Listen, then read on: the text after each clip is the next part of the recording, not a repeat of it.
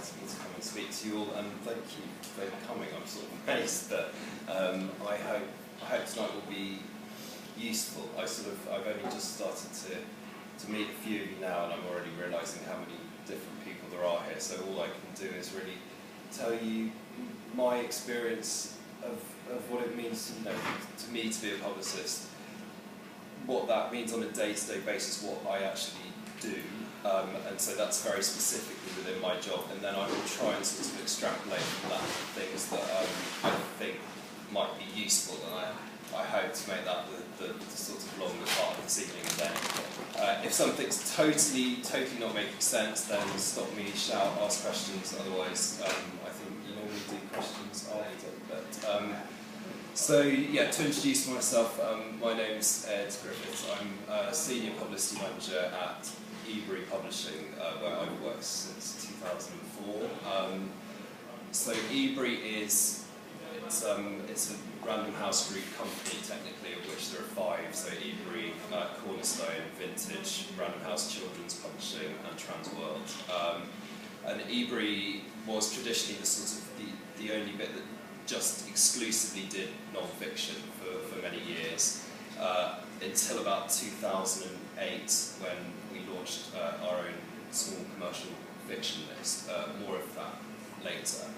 But within Ebury Publishing, which is the umbrella company, there are lots of imprints. So Ebury Press is the main and the original, which is this, which I worked there for years before realising that's an E and a P stuck together. It took me genuinely about 5 years to work that out. But with Ebury Press, there's a huge range of things. So memoir, cookery, humour, sport, travel, and probably lots of things I'm missing out on.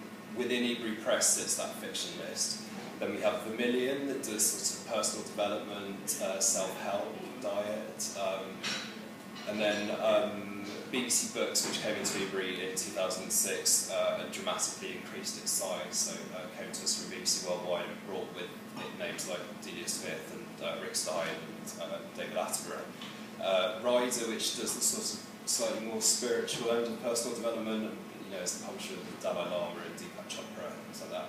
Time Out Guides, who do superb city guides that hopefully you all know.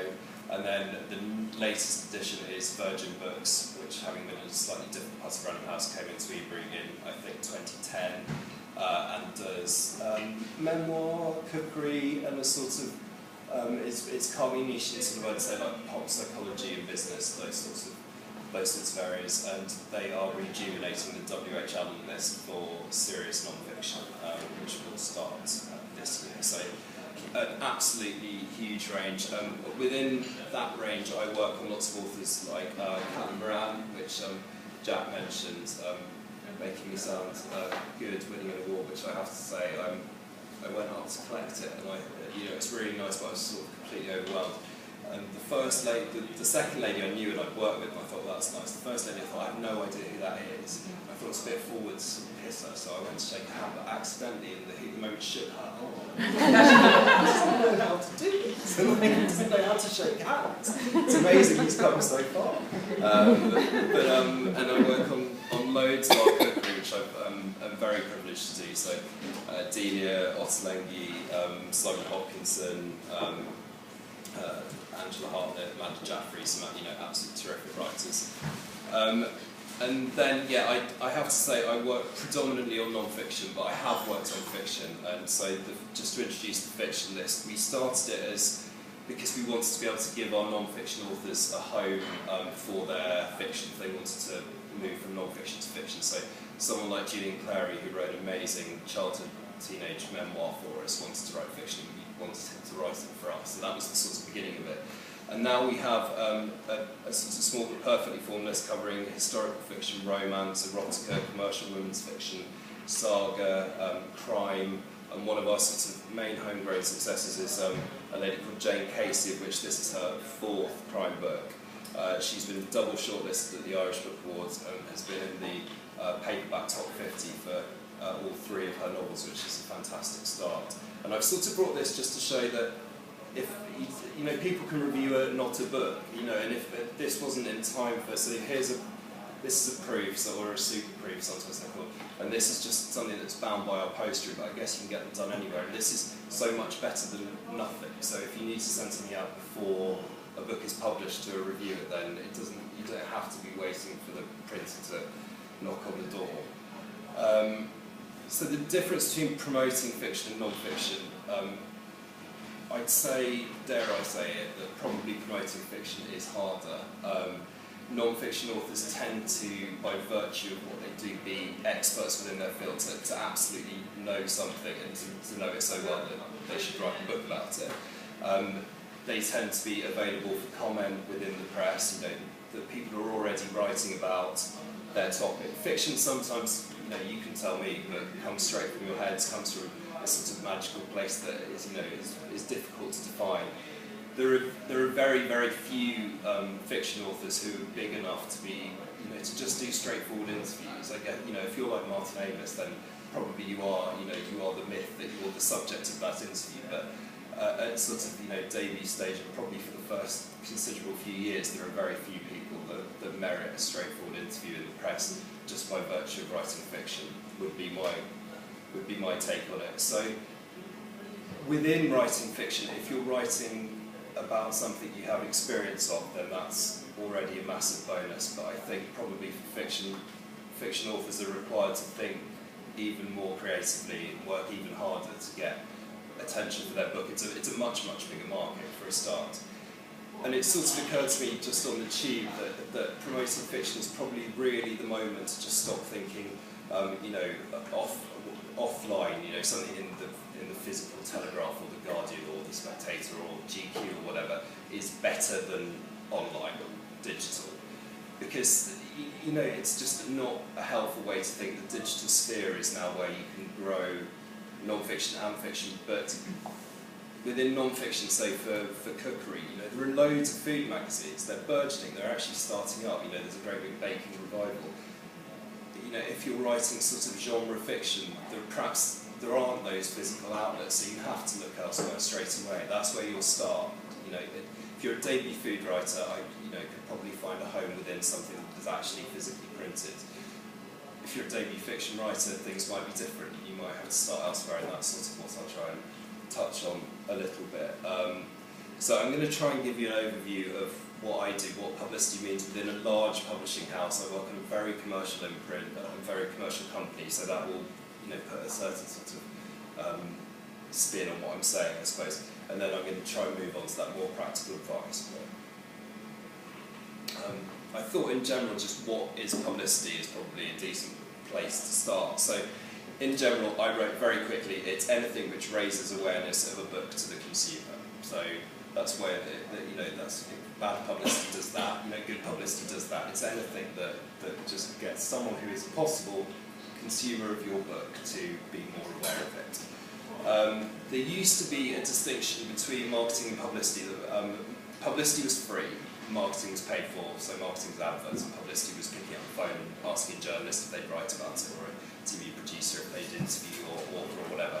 I sort of think that's breaking down a bit as a distinction, and that really marketing and publicity are ultimately just aiming to communicate with our readers, with your readers, with our readers.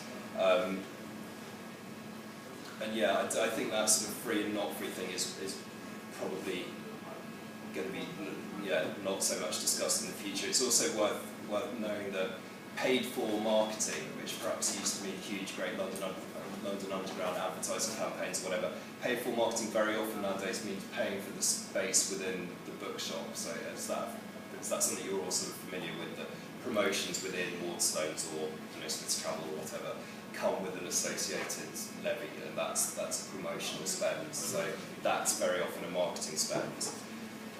But for me, I think the main distinction that I've always made between publicity and marketing is that in marketing, you control the message pretty much. Like if you've got an amazing quote or whatever, you want to position your book in a certain light, you could have written a book that you think is the next Life of Pi. It could be nothing like that. I mean, you could be miles off, but there's nothing to stop an advert saying the next Life of Pi or whatever, if that's how you want to position it. It's a strange example, but you can put the quotes on that you've worked hard for, you can position it in a certain way, you can give it a certain look.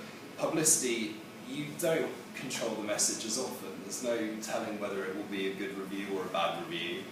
There's a chance that you could give someone an idea of whether they'll get on with an interviewer or not. That's very much part of our job as publicists, to work out who will go well together. But again, there's no, something could go wrong on the day. An interviewer and an interviewee cannot hit it off, and then the resulting coverage is something where you haven't had total control over the message that comes out. And that is quite a key distinction to make, that you are letting go of some control when you go to into the publicity machine. So practically, what does that mean? Well, we start working on our books about 3 months after they're published. So I would imagine this is pretty standard anywhere. That will mean that your book isn't a book yet. If you're lucky, it will be this. But because the glossy magazines start looking at their content about 3 months in advance, so people are working on August issues at the moment, which will come out around July time. So what you need to do is put a press release together, and anyone who's familiar with Bridget Jones will know she is a me, and when she's in the film, she's fanning around with the press releases, is what she's constantly doing. So here are the press releases sort of fanning around with. But we try and make them look good. So this is Catlin in trade paperback, so this is the first time round where there's more positioning copy. But in general, a press release needs to have a title, an author, the imprint, the publication date, the price, an ebook price these days, and then a sort of one-line keynote, a positioning line, we'll come back onto that, then some copy, and then a biography and a photo, and again we'll come back onto that as well. You need to be able to see visually what you're offering. A biography to explain someone's credentials. A call to action, so what are you actually offering? Here it says Captain Miranda is available for interview, but it could say anything you want there. And then someone's contact details, and simply it's obvious. And then this is second time round for the B format, this little size paperback at $7.99. So this time round there's less copy because people are much more familiar with it, and more quotes and awards and the things that we worked really hard over the first year to be able to get, and then the same sort of thing. And we do try and make them look striking. Journalists get huge amounts of them. Personally, I think it's possibly a mistake to spend like 2 weeks agonising over every word. Not everyone would agree with me. I think they